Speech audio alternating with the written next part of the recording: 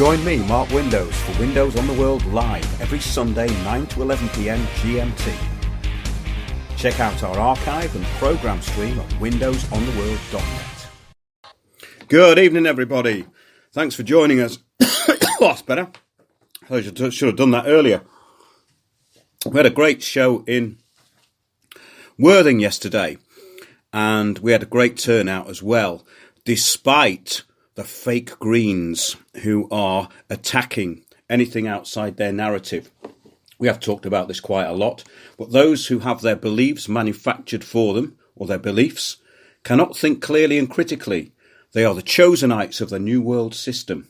They have their beliefs given to them along with their slogans and their protest signs.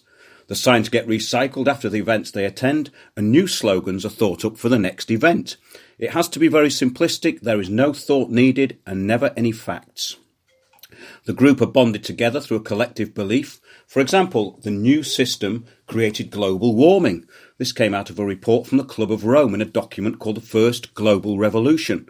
The group have been led to believe that anything not given to them by the state must be a conspiracy theory. This term was created for the group to use when they come across something which may destabilise their worldview and the imposed strategy for governance. This would not be for the common good. The created majority group must believe that their role is for the common good and that those that control the narrative are also working for the common good. This is how the public interest works. The individuals in the group are neurotic and defensive as they have no logical arguments apart from their implanted slogans. They attack anything outside their collective artificial womb. Our talks, which present facts backed up with sources, are often attacked by these neurotic hive-minders who know nothing about the information we present. The UK has been re-engineered using psychological warfare tactics, and we've covered this in many shows. In fact, I found one from last year. I was in Nepal at the time, and I was talking about how terrorism works. And terrorism works in the same way as all control systems. And this is where it gets quite interesting, because I listened to this show from last year and we were talking about groups like Hope Not Hate, the manufacture of dissent, the use of terrorism to control the public narrative. And it all ties in pretty much with the bigger picture, the stuff we talk about, the stuff that I talk about in the Real Citizens Assembly. So it appears that the group mind are given a whole host of reference points for their implanted belief system. This is called a system of mood or the system of parties. The group members call this consensus. It means it looks as though everyone has agreed. It appears that most people agree as the group reinforce their own beliefs and tolerate nothing from outside. Those who are outside the group are attacked, and the authorities who gave them their reality use ad hominem attacks to demonise those who may destabilise the created reality. This is how the hearts and minds are won, not by any democratic process or analysis, but by totalitarian methods under the new system of communitarianism. And if you don't know what communitarianism is, well, it was first invented around 1840 and it came out of communism. However, it moved on a bit, and in 2010 David Cameron announced a big society. This is another thing I put into the talks because it's very important. We have what's called a consensus. It means that it looks as though everyone has agreed. This is how the hearts and minds of the people are won, not by any democratic process or analysis, but by totalitarian methods under the new system of communitarianism. So the global plan promotes incompetent thinkers as they lobby for the policies of management and control. And this takes us to our first point. Yet another of our talks was attacked, and there was an attempt to shut down free speech by the hive mind. The people who do not have an argument, the people who, when confronted for some facts, do not have any, who go and run and hide, those that snipe from the sidelines and basically try and get your talks pulled by subversive actions. We've had this a few times before. Look at an article on windowsontheworld.net called UK Venues That Hate Truth. And there's a few of them. And this one we were doing last Saturday in Worthing, we had to relocate the venue because we had been booked into a Quakers venue called the Friends House. And it's interesting because many years ago, well, it seems like many years ago, it wasn't that many years ago, I filmed an event at Friends Meeting House in Euston, London, and it featured James H. Fetzer, who's been banned from many places, and many of his videos have been taken off YouTube for his controversial views on false flag terror. That's staged terror events or events that appear to have been staged. And no problem at all, even taking apart the official narrative of 9/11, even people, heaven forbid, attacking the policies of far-right Israel. Well, times have changed, folks, and if you go against the hive mind consensus narrative, then people attack. And this time it was by some petty-minded person called Jennifer Cole, and I can't find her on Facebook. I think she might have blocked me preemptively, but I was going to serve some information on her to ask to back up her false claims, which she made to the Quakers. Now, I thought the Quakers were a kind of Christian-orientated group, but it appears not, because they appear to support the policies of the Antichrist. Well, that's quite controversial, isn't it? It's true, though. We've got the email here, which was for the cancellation of the booking. We actually found another venue, which was great on Saturday. So thanks to Magda and John, who put us up over the weekend. That's myself and Piers Corbin. Piers is here. Yes, I am. He's raring to go. Well, you're not raring to go, are you? I'm ready to go. You're ready to go. That's better. That's much better. Yeah, we don't want anyone raring to go. We did that yesterday, didn't we? You did, yeah.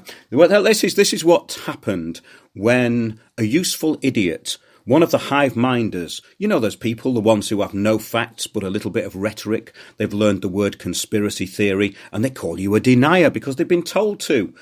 Who told them to do that? Well, it was the intelligence services, which is for the common good, and it came through laughable publications such as The Guardian, which now beg for money, and they're trying to get subscribers. So hopefully they will die soon. But yeah, that's interesting because it says, thank you for talking to me this morning. It is very much appreciated. This is from the Friends Meeting House in Worthing. After speaking with our committee members, I was advised to cancel your booking on Saturday, 22nd of February, as you failed to disclose the true nature of your event. The true nature of the event. Okay, it was a secret meeting for an underground network of people affiliated to telling the truth. Okay. Except it was well advertised. It was well advertised. And the true nature of the event was clearly disclosed. You made a booking as a private person for a talk about global issues, climate and 5G. So far, so good. This morning I was informed that the event was advertised as a political event, the Real Citizens Assembly, and tickets were sold on Eventbrite through the website which belongs to Windows on the World. Windows on the World! Oh no! Well, Windows on the World actually is not an organisation. No. It's me, boys and girls. I'm afraid I've shattered the illusion. I'm not funded. I'm not funded by far-right think tanks. No. I'm funded by myself. Can't you tell from the website? So they've got a few things wrong there, haven't they? The event wasn't advertised as a political event, and it never has been and never will be, because we don't talk politics. We go above politics. The Real Citizens Assembly is because the Citizens Assembly that is being rolled out is totally undemocratic, so we thought we'd give the people a chance for a voice, the ones who came along. So, yes, it says it means that it's not your private booking, but a booking for an organisation, which was not mentioned on the booking form. Flat out lie. Jennifer Cole, you're a flat out liar. Calling you out now. The booking form has to provide aims of the organisation, which was not stated. Well, we can't state our aims because we're not an organisation. Okay?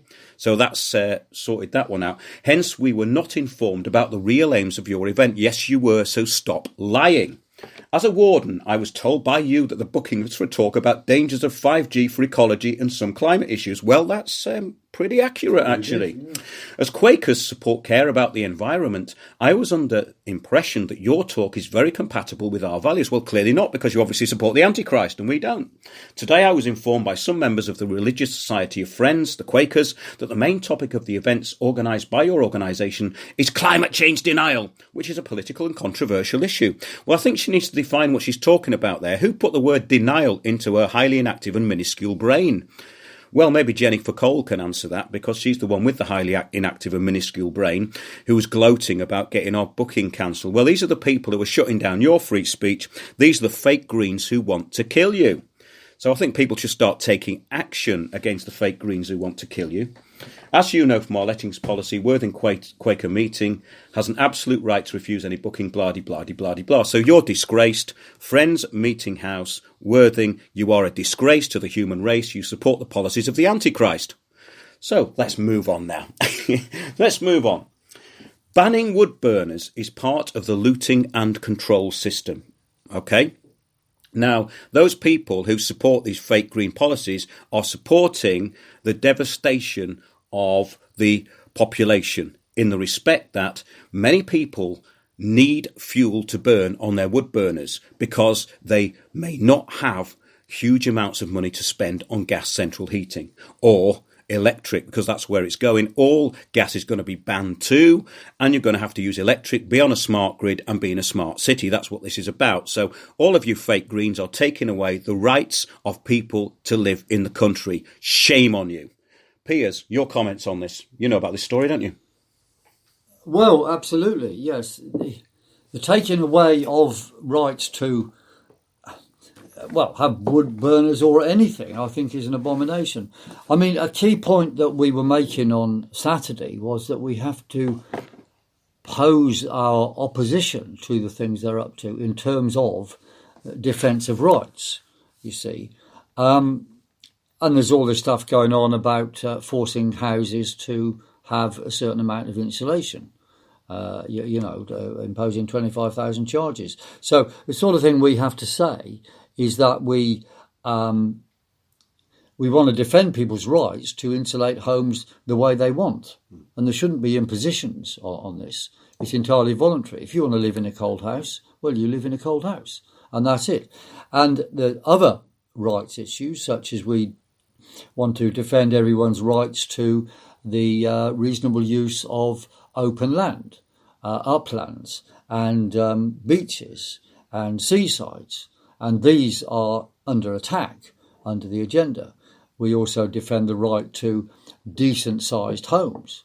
And we have to oppose the building of these little boxes and say that basically anything built for anybody should be Parker Morris standards at least. Parker Morris standards, as they're known, was the size of properties that were built just after the war. It was a fixed minimum size of properties. Now, the social cleansing operations which spring directly from the whole Green New Deal, and of course that is based on the climate change fake ideology, are going for extremely small properties, shoveling people out of countryside, denying people's rights to the enjoyment of countryside, and there are specific issues on seasides apparent all along the south coast where we go. Absolutely correct. I mean, this is all part of it, and the depopulation of coastal areas is another side of this. In other words, get everyone pushed into the smart cities, into these gulags that are already built. So the fake Greens are actually working against the common interest of the public, but they're working for the common interest of the World Bank. And we just had an interesting email from our friend John up in Scotland, and that relates to this banning of wood burners. He said, at our place, we don't need to be told about sustainability. We own a small area of woodland with quick-growing pine trees. We chop down mature trees, then plant new ones. We season the wood for 2 years and then burn it. What these politicians and environmentalists don't understand is once a pine tree is mature, the root ball shrinks, and that's when the trees fall over and kill people. Taking out the mature trees allows the small, thinner ones to mature by putting down stronger roots so they don't fall over and they give us shelter from the northerly winds. As you know, whilst they're growing, they absorb CO2. If that's important to anybody, personally, as the climate gets colder and crop growth migrates south, I think we'll need more CO2 to grow crops to feed all these burgeoning vegans. Now, that's the quiet voice of reason amongst the minority who shout a lot and try and shout down everybody else but have no argument. We've had this time and time again. We invite the fake Greens who want to kill you to have a debate, and they always run away. They never debate because they can't. So it's a hive mind. It makes them feel good. They turn up at their protest. They get given signs. They get given slogans. They get given information from organisations such as the Intergovernmental Panel on Climate Change, which puts out unscientific, well, that's an understatement, unscientific information. Absolutely. It's not a scientific body, and they repeat it as though 97% of scientists agree. Well, actually, what this is all about is a control and management system. So do book our talks. And if the fake Greens intimidate you, leave them to us, because we're going to name and shame every single one of them. Shameful name of the week is Jennifer Cole. Shame on you, and shame on Extinction Rebellion retards, and shame on all of you who want to shut down humanity. You want to get people into smart cities. You want to get them monitored. You want to kill them with Wi-Fi. You are a disgrace. And let's move on. Let's back up that proposition I just put out there. They want to kill everyone. Right? I've just got something here for you. Before you get onto that, right? I've got a few things here. Yeah. It kind of ties into. I'm trying to get a theme going here, Piers. Okay, you know. Okay. I'm all for a theme. Oh yeah, we need a theme, don't we? We've got one tonight. You see, fake Greens will kill you. That's right. JP Morgan warns of end to human life in climate report. So we've got JP Morgan. Who better to inform us about climate policy? But he'll be a survivor, presumably, when all the rest are. Well, along with Goldman Sachs and the World Bank, of course. Yes. Maybe they'll move to the moon or Mars. They could, of course, well, they could get taken to Mars on one of these spaceships by, What, Elon Musk? Yes, or whoever is organising spaceships to Mars or whatever. What is it about these people who are into this sort of transhuman stuff and all that? They all seem to be mentally ill or have something wrong with them, don't they? Well, have you noticed that? Yes. I mean, Virgin Airways and Richard Branson, to be precise, are always virtue signalling everything about green things. But at the same time, they're talking about having space trips, into space, halfway to the moon or something. Well, the carbon footprint, if they want to use such weird expressions, is completely gigantic. So they are totally contradictory. Well, they're not thinking in any kind of logical way, so they're going to be contradictory, aren't they? Interesting side issue. I was reading an excerpt in The Guardian today from this book that the Sundbergs have written, the family yes. Greta. And it's absolutely hilarious because it's not hilarious, actually. It's pretty horrific because of the abuse of the child, Greta Thunberg, who's actually 17 but looks like a child. They're putting her onto basically strong antidepressants when she's a child. And the actual side effects of these antidepressants was suicidal feelings. Yeah. Absolutely disgusting, that family. But what was great, well, I thought was very humorous, was that Beata Thunberg, who we have a kind of parallel version of her called Greta Thunderbird. And funnily enough, Beata Thunberg actually mirrors our character. And at one point in this description of their family life, they describe how Beata went upstairs and started throwing hundreds of CDs at the parents and Greta and telling them to F off, which I think is kind of amusing. So Beata Thunberg, yes, we support you. She's going to play Edith Piaf, actually, in a musical. Okay. Well, I mean, it's useless information, but you have to lighten things up a bit. Well, I just want to get back to this JP Morgan report. And then we could do that demo that happened at the weekend. An explosive new report sees economists at JP Morgan calling for a global carbon tax. Who would have thought? Who would have possibly thought they'd come up with that? It was warned of a year ago. Well, it's been talked about since 1987, hasn't it, really? He says, the human race could cease to exist without massive worldwide action to tackle global warming. Economists at JP Morgan have warned in a hard-hitting report on the catastrophic potential of climate change. And, of course, the absolute brilliant opportunity to carbon tax everything on the planet. That's right. I mean, and invest in mega projects, which they will run. Yeah, they haven't got any bias here, have they, at all? No. In an alarming document sent to clients, they said that deaths, immigration and conflicts will soar as the planet heats. Well, the deaths, immigration and conflicts won't soar because of the planet heating up. They've got deaths, immigration and conflict are being put into place by the United Nations and the World Bank. That's the whole point of this agenda, campaigns of the West, okayed by the United Nations in the Middle East. I mean, that is what is causing deaths and mass migrations. Nothing to do with climate change. It says conflicts will soar as the planet heats and water supplies dry up. Well, water supplies won't dry up. What they're doing is diverting water supplies and privatising the water, which happened in Australia. So, I mean, if anybody uses any kind of sense here that this is a bank saying that, you can see exactly what the agenda is underneath it. And it's the surprising thing is that the fake Greens who want to kill you don't see this because they've been implanted with their belief system, which is so tiny. And all they do is repeat. So, yes, it says that's the UN and World Bank policy. Massive use of water in fracking and mining. Yeah, of course. All this will have a devastating impact on economic growth and the stock market, the report's authors David Mackey and Jessica Murray said. The impact of climate change has been massively underestimated, they say. What a business opportunity. Yeah. Yet another one. I mean, I thought mitigation was the one, but this is taking it to a new level. And, of course, this is what the World Bank was talking about in 1987. This is what we talk about in our talks. So you're going to say something now, Peter? Well, yeah. You see, this is an abominable, malevolent, evil, globalist scheme to dominate the world even more, profit from the world even more, and control the world even more than has been done before. And all the mega corporations are into it.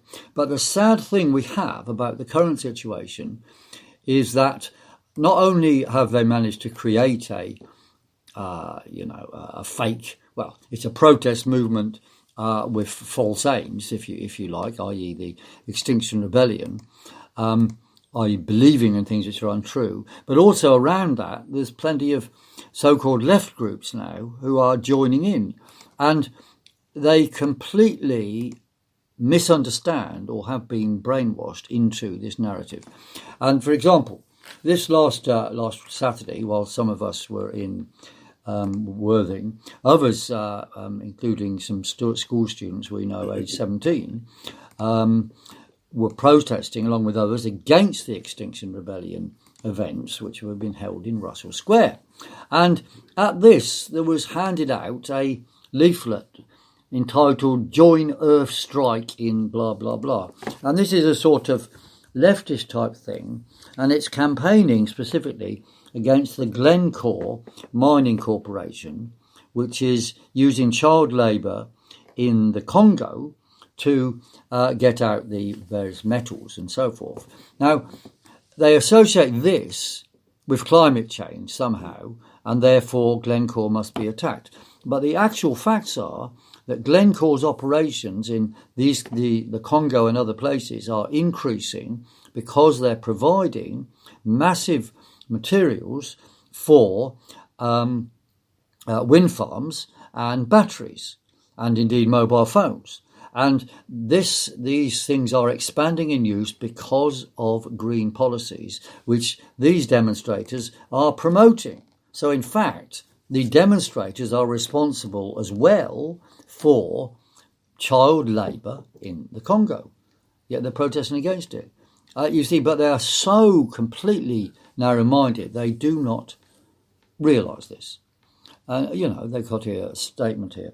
Climate change is a war of the rich against the poor. Well, in a way, they're right, but they've got it the wrong way round. Well, yeah, if they came to our talks, they would actually learn that, in essence, what they're saying is right, but their execution of it is completely and utterly back to front. We're opposed to this exploitation of child labour, but... Cass just said they're thick as shit. Yeah, you're right, actually. Okay. However, we could mention what we're going to do on Thursday, which is a part of counter action from Action for Life and weatheraction.com and Windows on the World and so forth. We're going to the Australian High Commission on the 27th of this month, which is Thursday, and we're going to be putting forward the demands that we've voiced before, but we say for in Australia, they've got to bring back the anti-fire precautions, which were banned because of green policies. We've got to arrest the fire raisers, many of whom were just, environmentalist crackpots. And we have to ignore Piers, I just want to interject something there, and I'll tell you why. I've had some information from Australia, from one of our listeners, that there's been many reports of kind of unidentified people on motorbikes, all wearing what appear to be some kind of work clothes or uniform, seen where these fires are starting. Yeah, so there is, that's true. And also, of course, we have to remember that the fires were started along the route of the proposed new railway line, which goes all the way across New South Wales. If you like. Yes, absolutely. Very interesting. Yeah. So there's a lot of stuff going on with the Green Agenda. So we're going there to Australia House, rather the Embassy of Australia, the Australian High Commission, which is addresses in the Strand on the corner of the Aldwych, nearest to the Royal Courts of Justice. And those are our demands, and it's been held on the 27th of this month because that is the 87th anniversary of the Reichstag fire in Germany, which, as you know, of course, was widely accepted to be an excuse for Hitler to get power because but not many people know that. No, now. They don't know that. But the point is, the reason why we're doing it on that date is because we're saying we don't want any more fake fires or false flags which are used by the Greens to justify all sorts of things. Because, you see, a year ago, Greta Thunberg said the world is on fire when it wasn't. Then all of a sudden we had fires in the Amazon which were lit by Greens, and we have these massive fires in Australia, which are largely actually a natural process, but they made them worse, and they've been made doubly worse by Green policies of removing undergrowth, because they want the undergrowth to stay to absorb CO2. Yes, well, this is all the rewilding stuff, and of course so we're going there to demonstrate on that, and we urge you to come. I'll just repeat the time. Yep. Thursday, the 27th of February, 2:00. Right. The corner of Aldwych and the Strand. Very easy to find. We'll have a loud hailer, and we'll give out lots of leaflets, and we'll see if we can get into the embassy to demand to see the High Commissioner. Sounds good fun. Yes, now let's get back to what's happening locally.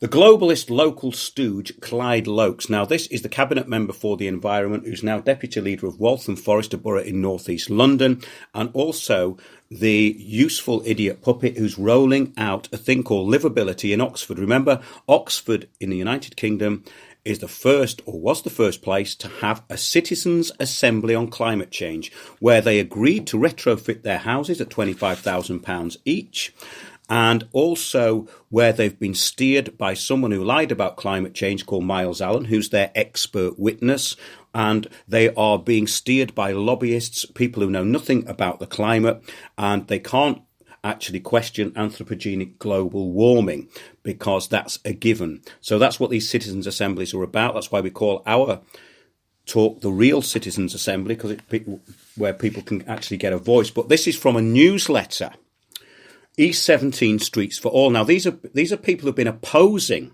what Clyde Loucks rolled out in Walthamstow, which is now rolling out in Oxford, which is the Agenda 21, Agenda 2030 plans now, which should go through every council in the country, and indeed most councils in the world, because immediately this was put out, 178 countries signed up for it, and now I think they're all signed up for it. There's very few that aren't. So this is in response to having every road closed, and more roads are being closed all the time. So in the local area, pretty much all the roads are closed, causing massive traffic chaos. And the people never voted for this, but it's done by consensus by the fake Green who will kill you. That's like Clyde Loucks, and there's loads of them in your local council. So it says, "Dear supporters, what should we do? Here is Loucks crowing on Twitter about eventually defeating what Mark House residents," that's an area of Walthamstow, a place called Mark House Road, want on a 26% response. So 26% of people responded to this survey. So perhaps 14% of residents replying in favour. I can confirm, it says here, that the scheme is go. This is what they've said. So so basically no one's really voted for it, but it's go. It's go, go, go. Nothing can stop us now. We have had huge demonstrations, petitions, lobbying. The original Mark House consultation showed residents did not want road closures, but Loucks comes back again and again, divide and rule, weasel words, and they call it modal filters instead of road closures now. Modal filters instead of road closures, until he gets the result he wants. Loucks is currently back for the third time trying to force similar closures in what he now calls Hilltop, after twice being told residents do not want to be kettled in their own streets. Please, if you live in the area, Howard Road, The Drive, Hurst, Falmer and Seaford, quite a big area this, or know anyone that does, make sure they fill out the consultation documents with 0 on every question, which obviously means no. Okay, we don't have much faith in their honesty, but have to try. And they've got a response to the consultation, which is actually a very good document. Now, this is what you need to do in your own area. I think it's just one lady who runs this in Waltham Forest, but what we encourage people to do, you need to start little armies everywhere and never have a leader. You have to take a leaf out of their book. You have to basically have a group with no name. And yes, it's a good idea to have nothing to do with any local authority groups, because they're all co-opted and they will all get you back into, guess what? The consensus. So, yes, it says Streets for All response. These are people opposing it. It says this is the third time Waltham Forest have been consulted about trying to close roads in this area.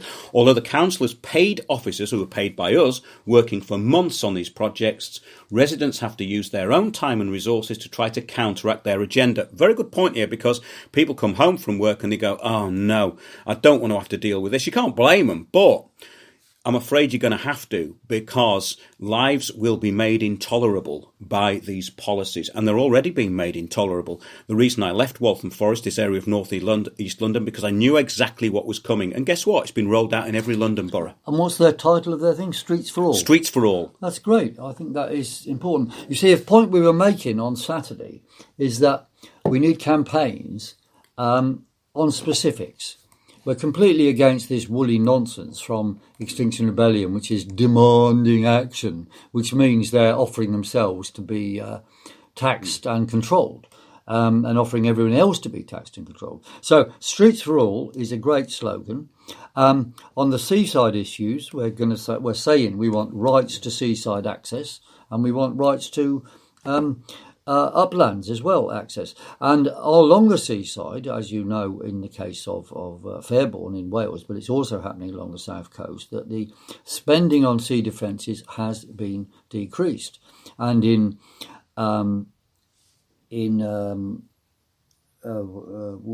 Fairbourne? Where we were on... Hayling Island. Worthing. Worthing. Hayling Island. We've been to quite a few seaside places recently. In fact, we've had a plethora of seaside events, and if we list them, we've been Totnes, Frome. Well, that's not actually seaside, but it's near there. Hayling Island and Worthing. And specifically talking about Worthing now, there's some people there who are campaigning against the removal of fences of a park by the sea. And you see, the fences and a hedgerow by the sea. And that was very important to sort of make this park usable against sea air and so on. But this has been just unilaterally destroyed by the council, and they've taken away the hedges, so it makes the thing exposed and waterlogged. And it's obviously a strategy to get people away from seaside. And in Hayling Island, they were, in fact, running down accessibility and support for people to do caravans by the seaside. Now, we say all of this has to end. We've got to defend the rights to seaside access for everybody. And, point out that the reason for the undermining of these rights is precisely to make floods and problems happen and then pretend that these are caused by climate change, when actually they are deliberately caused by Agenda 21 policies. That's absolutely right. And when we were in Fairbourne, we received some negative publicity from the local newspaper and from the Merioneth Dwyfor Labour Party, but none of it really gets them anywhere. And we're actually talking about a minority here, which is good, because the majority do cotton on to what's going on, because it's obviously there on their doorstep. So all as we try and do is put the dots together from the documents we've looked at and look at the bigger picture and talk about systems of governance and how it works.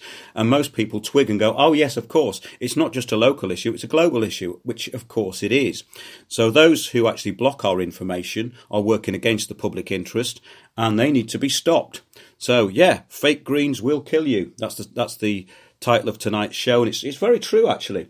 I just wanted to finish off this thing about Walthamstow, because I think it's really important, because this is obviously the microcosm of what's going on everywhere. It's in their newsletter. It says despite that volunteers went door to door to get residents' real opinions, basically they're still saying that everyone's in agreement. This is the council. So some of the people opposed to road closures are amongst the most disadvantaged in our community. They are the elderly, the disabled, those without access to computers, the non-social media savvy. Well, they depend on that. Our members tell us how stressed they feel when, having responded on 2 previous occasions, they are once more faced with yet another consultation. This is why useful idiots like Clyde Loucks have to be publicly humiliated and taken down. They have to be confronted. And I don't mean doing anything illegal. What I mean is they have to know that they are not the bastion of public opinion. They are there because they're enforcing an agenda. And remember that when this was talked about in 1987 in Our Common Future, which is a document which preceded all this stuff, they said that the public good would be enforced. It will be enforced. And people like Loucks are enforcing it. And that's the whole point. So it's not a consultation. This is enforcement. So it says the process of consultation is very flawed. Several of our members tell us they have not received any consultation documents. Now, this is a trick that they will play. Mm-hmm. Emails to enjoy, this is what they call it, enjoy Waltham Forest. It's great, isn't it? To get copies have not been answered. Where documents have been delivered, there is only one per household or business, not one per person, as would be fair in any voting referendum system. Response to Hilltop Area Public Consultation. This is what they said. The consultation is not a balanced one, but it's completely biased in terms of images, questions, opportunities to make relevant points. All changes are described as improvements, whereas our members feel that most of the changes are for the worse. The time given to respond is very short, and the consultation event is being held in half term. The original consultation, 3rd time round again, told the council their proposals were not wanted. So they claimed this was not a proper consultation, but just a soft consultation to test the temperature. At the Shernhall Street meeting, officers used the term modal filters when using the clicker voting system. But after one of our members explained that modal filters was jargon for road closures, people at the table discussion were mostly opposed to them. However, the table discussions were ignored because it's done under Delphi technique with facilitators, right? This is what we talk about in our talk. We tell you how to counteract this nonsense that they're rolling out. But basically, that's it. It says the council makes no attempt to listen to the concerns of everyone else, far from enjoying Mini Holland, which is what they've called this scheme. Many of our members say it has not only made their lives more miserable, but actively unsafe. And this is because the lack of motor vehicle traffic at all times in these streets is encouraging criminals to come in and mug people. And I saw this just before I left. They're creating an us and them situation. In other words, oh, you're the yuppies, we're the criminals, we'll come and rob you. Very simple social engineering. So yes, they say this is what roads are for. The whole progress of civilization has been more connectivity and better transport. The council is trying to take us back to an earlier age when people never left their own villages. Well, that's what Agenda 21, Agenda 2030 is all about, isn't it? Absolutely. Keep you in one place. This is London, one of the most important capital cities in the world. Well, not anymore. Well, it may be one of the most important capital cities, but it certainly is not the vibrant and diverse place it used to be. No. We don't object to people cutting through or rat running. This keeps traffic flowing smoothly, which is the best way to reduce congestion and pollution. The amount of traffic on these streets is in any case minimal, except at school drop-off and collect times, which Mr. Loucks likes to issue tickets to people picking up their kids. If they're idling their engines. Well, you know, well, that's all right because it makes more CO2. I mean, if the car isn't clean and it's making smoke, that's a bad thing. But if it's properly MOT tested, then that is okay. Yeah, the noise and pollution are negligible, it says here. Unless there is some kind of incident, then the closure of other side roads means that traffic gets backed up, which they did on purpose to actually enforce this traffic reduction and road closure system in the first place. I saw them do this deliberately, cause traffic jams. And people say that they wouldn't do that. They would. Have you heard what we've been saying for the past 20 minutes? These people are liars. They're your local council. You have to do something about it.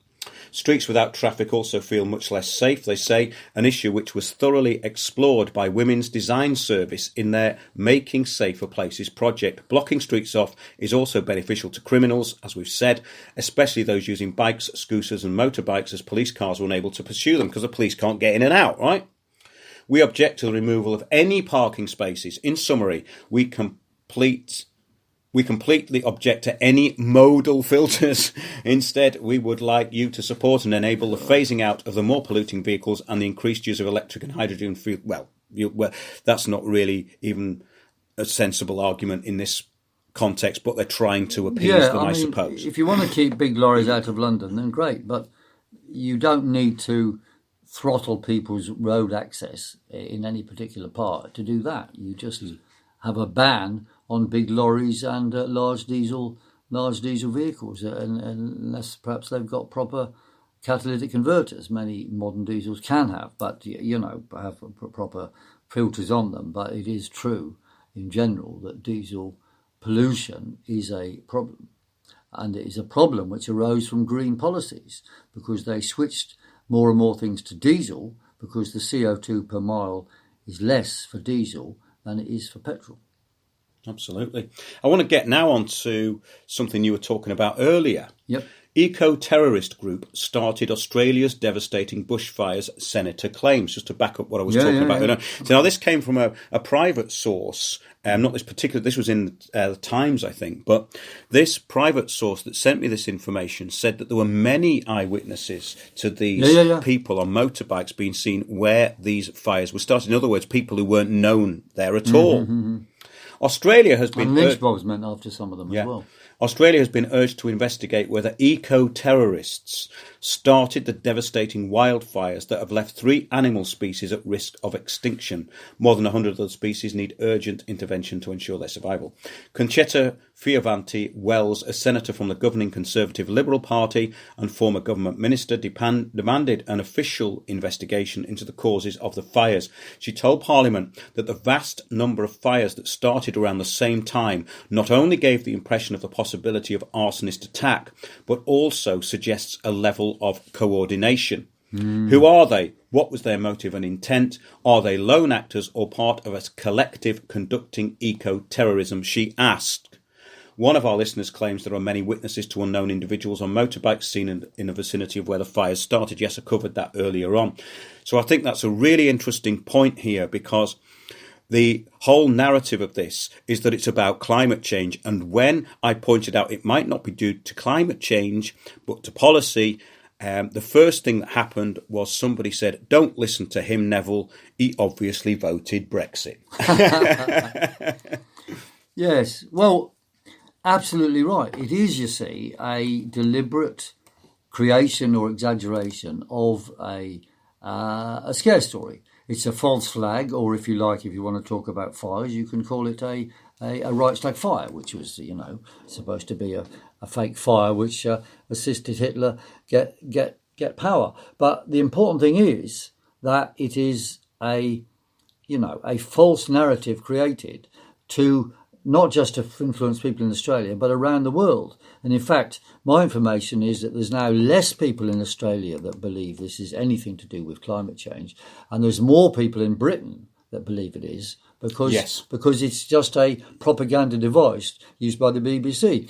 And people in Britain don't know, but a lot of people in Australia do know, that the nature of the eucalyptus fires is a completely natural evolutionary fire type of thing, which happens because eucalyptus is evolved to have very oily leaves, which when they burn at a very high temperature, and only the seeds of the eucalyptus can survive those fires. So when you have a eucalyptus fire, the other species of trees get wiped out and eucalyptus survives. So that is why eucalyptus is so important in Australia, and why there are all those fires, and why they have to be controlled by removing undergrowth. And as I mentioned on a previous occasion, this isn't the only country in the world where this type of interesting evolution happens. In England, the natural order of things would be oak forest everywhere, because oak trees can grow in very dark places, darker than other trees. So an acorn can drop in the bottom of an oak forest and it will grow, whereas other seeds that happen to get there would not grow in the dark canopy, under the dark canopy. So that's another type of evolution that people here can understand easily. That's happened in Australia, but they don't tell you that on the BBC.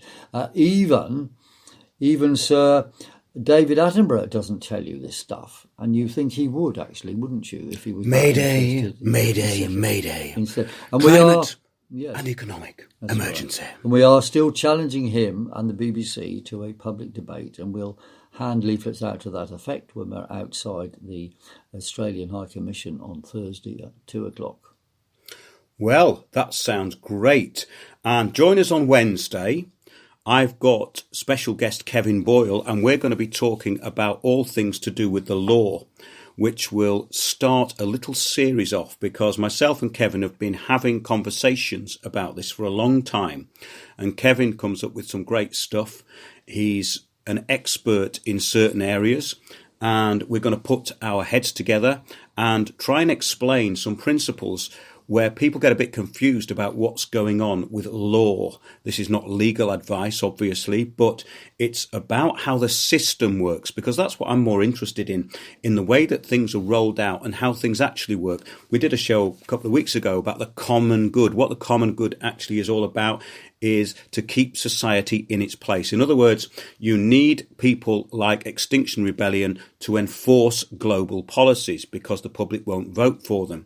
All this stuff is manufactured, and it's no different with the systems that we operate in as far as the law goes. So that's Wednesday at 8 p.m. And also over the next few weeks, I'm going to have guests who I've been making contact with at some of our talks, and lots of information is coming in. Thanks to everyone who sent it, and apologies to anybody who hasn't had a reply from me. I try and reply to everything, but when we're doing these talks, it all gets a bit frantic. And of course, we're like, what's it that it's like the new kind of rebellion, what we're doing, because we are the real rebellion, because the state wants to take us down. A rebellion. Yeah, they want to take us down, but we always find a friendly pub who will put us on. And if you want to book us for talks, please get in touch through the website, windowsontheworld.net. Please have a look at the back catalogue, because even the stuff that myself and Piers have done goes back quite a few years now. Well, absolutely. And I've got a few things to add to what you just said. Please do. Which is, as Mark often says, that all this stuff is sold to you or promoted to you as a form of benefits. And, it really is astounding what people are accepting as somehow benefits. You see, because it's done by trickery. Because if a council was to come forward, or a government, and announce they were going to impose £25,000 charges on everybody to make their houses insulated, they wouldn't get away with it. But they engineer a so-called citizens' assembly to say that, and because it's done in the name of saving the planet, it suddenly becomes acceptable. But it is a trick. And on the issue of land grabs or whatever, the uniformity of what's been imposed is astounding. For example, there was the case in Hackney recently where this park was being closed, and it was promoted on the grounds that in fact there was going to be an extra entrance. Well, we've had exactly the same thing happen off the Rodney Road in Southwark, where a nice little set of shops are all going to be flattened, the chippy and all that, and a 9-storey, or was it 19-storey, I don't know, 9-storey hotel block built there instead. And the park behind is going to be improved and an extra entrance made. But actually there's no entrances at present. It's completely open. So it's been closed off with one entrance, rolled out in the usual way. And another trick I think they get away with on the public is the public often don't understand the scale of things, you see. Yes. So, mankind is huge, running the earth, dominating everything, and that's why we're affecting climate. But you see, the actual facts are that people everybody in the world could fit on the Isle of Wight, and man's CO2 output compared with the rest of nature is 1/25 of it, or even as little as 3%. So 97% of CO2 in and out of the sea is to do with nature, and only 3% to do with man. And that is a utter, abomination that people don't understand this.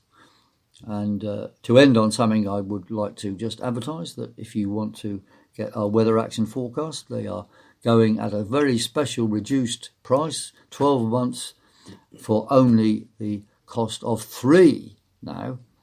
If you go on weatheraction.com, you can find that, and also order our super duper little pamphlet, which was selling like hot cakes in Worthing. And there you can order it for only £2.50 or less. If it's very useful, that, isn't it? Absolutely, yeah. People are really liking it. Yeah, I think that's what we're going to be doing. We're going to be putting some documents together. In fact, Clive Menzies, who I had on the show a few weeks ago, Clive put together a few documents. Someone called Norbert, scientist, who basically someone who's working within science, is an expert in sort of particulate atmospheric aerosol. And he wrote to us saying, that basically nobody within real academia believes in this stuff, in this global warming hype. No. But there seems to be a lot of people being brought into it, mentored into it, and that's what he was kind of concerned about. And I think it's prompted this idea that where we should be putting out these little documents where you've just got kind of an A4 side of paper which has essential facts on. And we do that in the talks, but I think I'm going to be putting more of that because people ask for it. And also for strategies for dealing with these subversives like Clyde Loucks and what they do, because this small group in Walthamstow, I do feel a bit sorry for them because they now know what I knew years ago, that they're up against Saul Alinsky, Rules for Radicals, extremists, and they're trained in organisations like Common Purpose. These people are trained to act beyond their authority. They are liars, they cheat, and they are greedy, they are not very bright, and they're in your local area. And they are controlling the narrative of your public opinion. That's why we have the Real Citizens Assembly. So do please support us on Patreon and PayPal through windowsontheworld.net. It's much appreciated that you do. We're bringing our film out, The Heretics of Smithfield. We did a show on that a few weeks ago, and that's going really well amongst the talks that we do. I'm keeping up with the editing, and also everyone who actually subscribes on Patreon, becomes a patron, will get a copy of the film, invites to the screenings, and we're going to do some tours as well, historical tours. And that's the way I want to expand things. I've got some people on board now who want to get involved with putting out historical documentaries. So I see that as the future as well. So we can be diverse. We can diversify. So I think Scaramanga in chat put something up there. He says that the Common Sense Alliance. I think that sounds very worthy. Common Sense Alliance, yes. I think that's a good idea. Common sense, but you have to avoid Consensus Alliance. That's right. Yeah, they would churn it into consensus. I'm thinking about consensus. You see, consensus now rules, when, of course, consensus has never advanced anything. Science advances by breaking consensus. But it occurred to me, if we have music now, what would consensus music be like? Well, consensus music is probably everything with auto-tune on. Ah, okay. You know, when you go out now, it's funny because I don't really listen to that much music anymore. And when I do hear music, it's nearly always got auto-tune on it, the stuff that the public have blasting out of their cars. Auto-tune is that effect, really. I mean, you're not meant to put much auto-tune on. It's actually a way of making people sound in tune when they can't sing. But it must mean that nobody can sing anymore because they put auto-tune on everything. But it's like an effect. And I think it was all down to Cher, who did that song, Do You Believe in Love After Life? And that had auto-tune on it, but it was kind of quite artfully used in that song. I actually know the person who was involved in it, and he was a very good musician, but it spawned 1,000 imitators, and now everything's got auto-tune. So auto-tune is consensus music. Yeah, that's right. But see, the point is that the concept of consensus music is insane, because the thing about creativity and art and music is it changes, and that's how the world has to be. If the world is consensus in everything, it's dead. That's right. It means there's no vibrancy, there's no diversity. Yeah. And we can't have a world without vibrant diversity, can we? So make sure your local council know that, And that's it from this episode of Windows on the World, from a pretty tired Mark Windows and a quite energetic Piers I'm Corbin never tonight. tired. You're never tired. No. Well, I mean, when's our the next, intensity the of next the event? performance There has isn't got one me. scheduled, is it? Not at the moment, no, but there's people talking about it. We just had a big run of them, but we're ready for more. We're ready for more. The numbers turning up is getting bigger. It is. We are gaining ground. And we had nearly 60 there yesterday, and that's despite Jennifer Cole, the green fake and a similar subversive. number in Hailing Island. Yeah. So if Jennifer Cole wants to get in touch and form an argument, or actually it was less in Hailing Island. validate, it was a fair number. What are you rambling on about? Hailing Island. Yeah, we've done that now. Yeah, but it wasn't as many there as in Worthing. Worthing beat Hailing Island. Well, Hailing Island was a special little gathering, actually. Janie put that on. That's true, yeah. And it was at a local gym, so it was more like a little private members do that one. Yeah, and it was in a somewhat remote place compared with the rest, I have to say. Well, I liked it down there, and Janie was very good. The wind was fantastic on that night. It was, wasn't it? That was real climate change there, wasn't it? But that was great. Thanks to everyone who turned up yesterday. We had some familiar faces and people we'd never ever met before, and also local councillor. Well, 2 local councillors, I think, turned up. Yeah, no, that is a point. There's 2 local councillors came to that meeting in Worthing, and we have other councillors in different parts of the country, and we're going to be moving at some point to get them together to meet, to have a common approach to destroying this green agenda and the Green New Deal. We have one case of a council which has refused to go along with the Green New Deal, namely West Norfolk. What they've said is they're doing environmental policies in their own way and don't want to be dragged into something when it's not clear where it's leading, which I think is a very good thing to say. Precisely where that takes them next, I don't know. But you see, at least they're taking a stand against nonsense being imposed from above. Good place to leave it there, Piers. We're nearly up to the hour, and I'll be back on Wednesday. Yes, do keep up your support for us. Spread the word, look at the back catalogue and tell your friends and amuse your enemies. And if anybody wants to debate with us, please come along, because we do like the interaction. So that's it from Windows on the World until Wednesday at 8 p.m. on our YouTube channel. All the links are on windowsontheworld.net. Thanks, Piers. Thank you.